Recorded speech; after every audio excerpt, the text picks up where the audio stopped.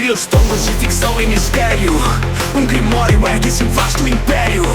Lovecraft traçou seu nome em poeira. Um eco na mente, um sopro na noite inteira. Arcos e conselhos exploram o abismo, separando verdade de mito no ocultismo. Versões que dançam entre fato e mentira. Na tela, no livro, o Necronômico conspira.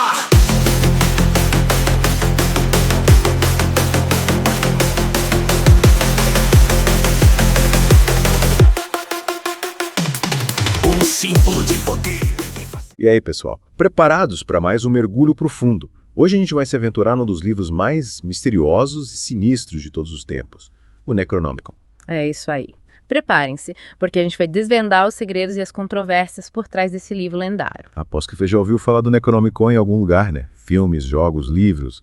Ele tá em todo lugar. Verdade. O Necronomicon virou um ícone da cultura pop, né? Mas o que pouca gente sabe é que a história dele é ainda mais sinistra do que a ficção. E é exatamente por isso que a gente está aqui. Tá. Que a gente vai separar o fato da ficção, entender como esse livro saiu das páginas dos livros e acabou influenciando o mundo real, principalmente no ocultismo. É isso aí. A gente vai desvendar os mitos, as lendas e a realidade por trás do Necronomicon. Vamos começar do começo, então. A história do Necronomicon, pelo menos na ficção, começa com o mestre do terror, H.P. Lovecraft. Isso aí. O Lovecraft criou o Necronomicon como um elemento narrativo para as histórias dele. Um livro amaldiçoado, cheio de segredos ancestrais e rituais proibidos. E o mais legal é que ele não só inventou o livro, como criou toda uma história em volta dele. Verdade. Ele deu ao Necronomicon uma autoria, uma data, uma origem. Até a tradução do título ele inventou. Ah, qual que é a tradução? Al-Azif, que seria algo como o barulho noturno dos insetos, que dizem ser o uivo dos demônios. Nossa, que sinistro. Já dá pra imaginar o clima do livro, né? Pois é, e o autor também é uma figura bem interessante, um poeta árabe chamado Abdul al-Hazred. Abdul al-Hazred, que nome. Parte do nome de personagem de filme de terror mesmo. E ele era meio pirado, pelo que o Lovecraft conta. Dizia ter contato com entidades cósmicas, ter acesso a conhecimentos proibidos. Tipo aqueles caras que ficavam meses no deserto, meditando, tendo visões, escrevendo tudo em pergaminhos. Isso aí. E o Necronomicon seria o resultado dessas experiências, um compilado de rituais, fessamentos, invocações, coisas que podiam enlouvar qualquer um. Só de ouvir isso já me deu um calafrio. Mãe, Mas o Lovecraft não parou por aí, né? Ele criou toda uma mitologia em volta do livro. certo? Sim. Ele inventou traduções, tentativas de banimento por autoridades religiosas. Até a morte do autor ele descreveu. Como que o cara morreu? Dizem que ele foi devorado por uma criatura invisível. Caramba, o Lovecraft caprichou na história. Caprichou. E essa mistura de realidade e ficção, com certeza, contribuiu para a popularidade do Necronomicon. As pessoas não sabem ao certo o que é real e o que é invenção. É, essa linha tênue entre o real e o imaginário é que deixa tudo mais interessante, né? Com certeza. E o mais louco é que essa história saiu das páginas dos livros e foi parar no mundo real. Apareceram várias versões do Necronomicon supostamente reais, inspiradas na criação do Lovecraft. Sério. Tipo, alguém tentou realmente escrever o Necronomicon. É isso aí. E a gente vai falar sobre isso na próxima parte do nosso mergulho. Caramba, tô curioso pra saber mais. Mas por enquanto, vamos deixar o mistério, não. E a gente volta já para desvendar mais segredos do Necronomicon. Fiquem ligados. O livro que terminará essa saga na magia de Necronomicon será o Grimório Necronomicon, que será apresentado no próximo domingo, com a conclusão desse ciclo de obras, nos mostrando e nos abrindo as portas dos mistérios de Necronomicon. Sim, é embasado na obra de H.P. Lovecraft, um grande mestre do gênero, que em sua pesquisa abriu os campos para a literatura ocidental, os mitos de Cthulhu. Seja convidado ou convidada para entrar nesse mistério. Esse mistério que tanto assusta, mas ao ser acessado no esplendor da magia do caos, embasou essa magia com tanto poder. Não peça para saber quando ou quanto tempo eles são antigos, pois não há tempo nesse plano. Convido-lhe a entrar e satisfazer-se entre nós, aqui no Hora da magia do caos. E aí, pessoal, de volta ao nosso mergulho no Necronomicon. Na última parte, a gente viu como esse livro, que era só uma invenção do Lovecraft, acabou ganhando vida própria e inspirando um monte de gente.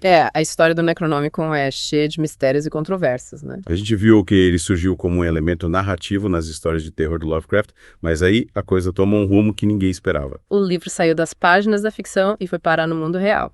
E agora a gente vai se aprofundar nesse lado mais obscuro do Necronomicon. Afinal, a pergunta que não quer calar é: será que tem gente que realmente usa esse livro para fazer magia? Essa é a questão que intriga muita gente. E a resposta é: sim, tem gente que acredita no poder do Necronomicon e usa ele em práticas mágicas. Sério, mas chamo.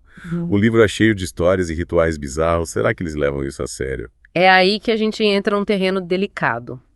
A gente precisa entender que o ocultismo é um universo muito diverso, com várias vertentes, cada uma com suas crenças e práticas. Então tem gente que acredita que o Necronomicon é um livro de magia real? Sim, e essas pessoas geralmente se identificam com vertentes mais experimentais do ocultismo, como a magia do caos, por exemplo. Magia do caos, eu nunca ouvi falar. A magia do caos é uma vertente que desafia os limites da magia tradicional, buscando explorar o potencial da mente e da vontade humana para influenciar a realidade. Caramba, parece coisa de filme. E é justamente essa ideia de moldar a realidade que atrai algumas pessoas ao Necronomicon. Eles acreditam que os rituais e as entidades descritas no livro podem ser usados para alcançar seus objetivos. Tipo invocar o Cthulhu.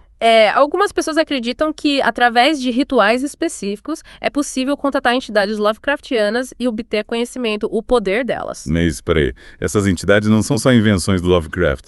Como é que alguém pode acreditar que elas existem de verdade? É que entra a questão da crença, né? Para quem acredita na magia, a realidade não é tão fixa quanto parece.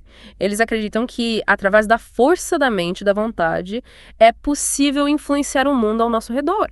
Até mesmo invocar entidades que, pra gente, parecem ser só ficção. Nossa, que doideira!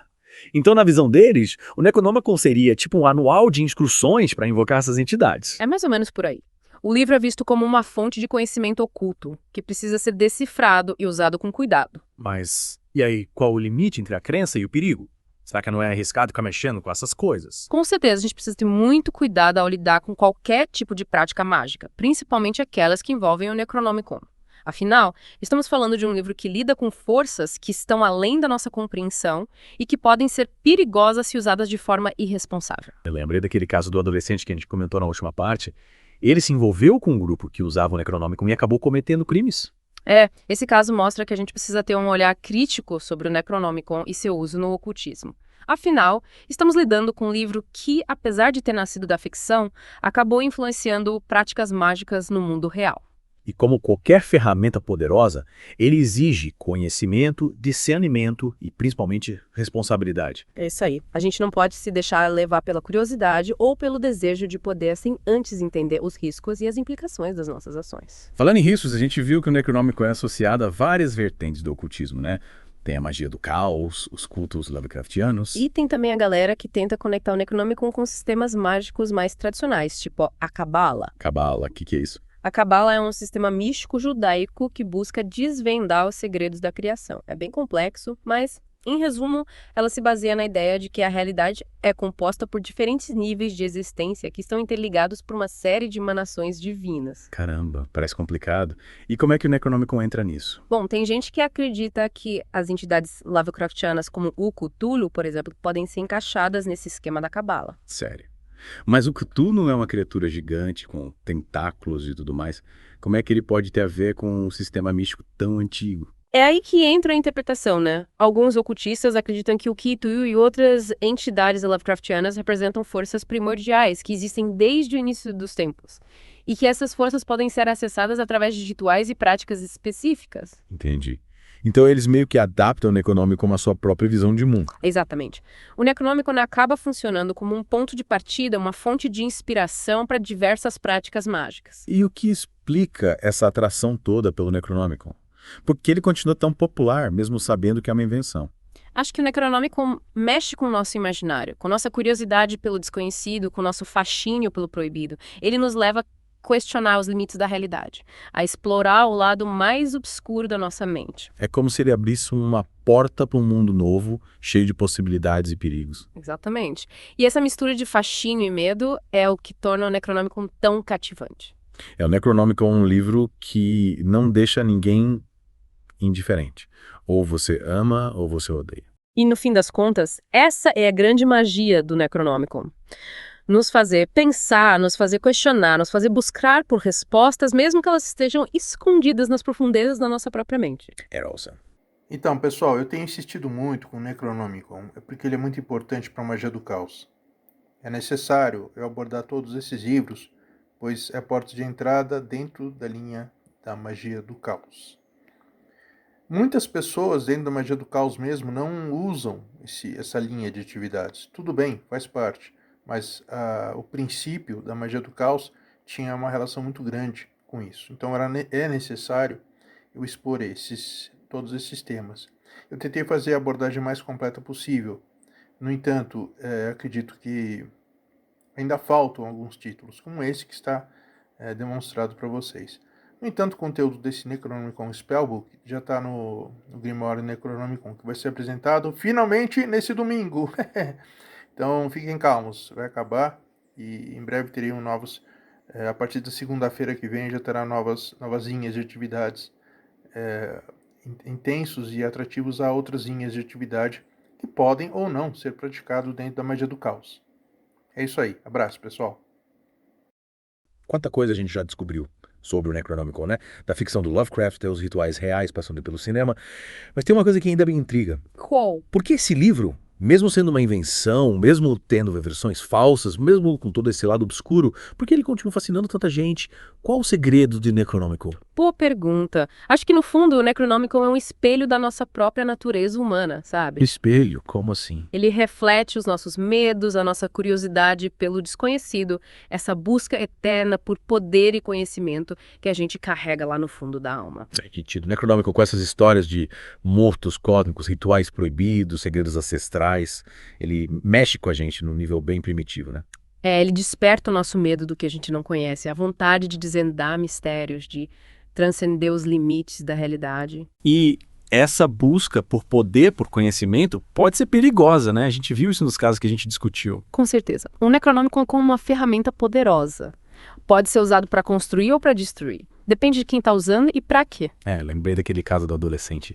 Mexer com magia não é brincadeira, né? A gente precisa ter responsabilidade, discernimento, conhecimento. Não é só sair por aí invocando Cthulhu e achando que vai dar tudo certo. Será que o Lovecraft imaginava que a criação dele ia ter esse impacto todo no mundo? Duvido. Ele criou o Necronomicon como um elemento de terror para as histórias dele, né? Mas a coisa tomou uma proporção que nem ele podia prever. Virou um mito, né? No símbolo. Bom. Saiu das páginas dos livros e ganhou vida própria. Isso mostra o poder das ideias, né? Como a ficção pode influenciar a realidade. A gente começou esse mergulho tentando separar o real do imaginário no Necronomicon. Mas no fim, acho que a gente descobriu que essa linha é muito tênue, às vezes. É verdade. E talvez o mais importante não seja separar o que é real do que é invenção, mas entender o impacto que essa obra teve na cultura, no ocultismo, na nossa imaginação. E o que ela nos revela sobre nós mesmos, né? Nossos medos, nossos desejos, nossa busca por respostas. Exatamente. O Necronomicon é muito mais do que um livro. Ele é um símbolo, um mito, um reflexo da nossa própria psique. Ele nos mostra que a gente sempre vai ser fascinado pelo mistério, pelo desconhecido, e que a busca por conhecimento, por poder, vai continuar guiando a humanidade por bem ou por mal. E é isso que torna o Necronomicon tão fascinante. Ele nos faz questionar, nos faz pensar, nos faz buscar por respostas, mesmo que elas estejam escondidas nas profundezas do nosso próprio ser. E aí, pessoal, o que vocês acharam? Depois desse mergulho no Necronomicon, vocês estão mais fascinados, mais aterrorizados, ou os dois? Valeu por acompanharem a gente nessa jornada. E fiquem ligados que o The Deep Dive volta com mais mistérios e segredos pra gente desvendar. No efêmero, nas páginas do impossível, o que é real, entre o fictício e o místico, o que é letal. Necronomicon, o espelho do medo, uma lenda que voa no silêncio do segredo.